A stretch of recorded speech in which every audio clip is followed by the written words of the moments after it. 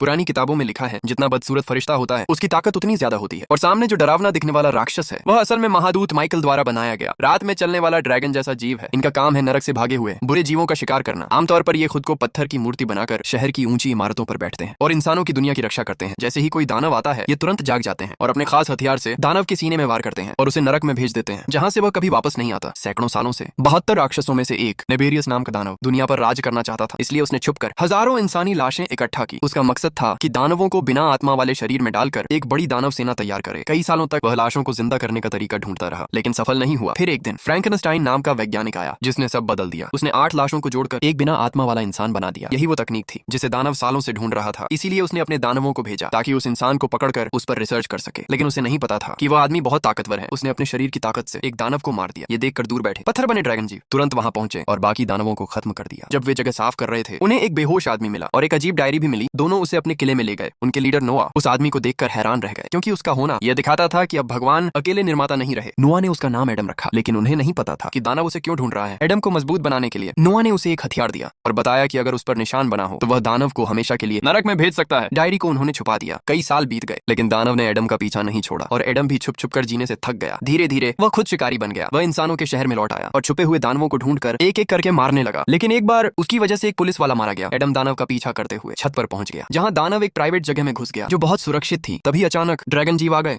और एडम को पकड़ लिया। उसे बांधकर कैद कर दिया गया। उसकी गलती से एक इंसान की मौत हुई थी इसलिए लीडर बहुत गुस्से में था। उनका काम इंसानों की रक्षा करना था ना कि उन्हें खतरे में डालना। इसलिए उन्होंने फैसला किया कि एडम को किले में बंद रखा जाए। लेकिन यही फैसला उनके लिए मुसीबत बन गया। दानव ने एडम की जगह ढूंढ ली और अपने सबसे ताकतवर साथियों को भेजा। उसने आदेश दिया कि किले पर हमला किया जाए और किसी भी कीमत पर एडम को पकड़ लिया जाए।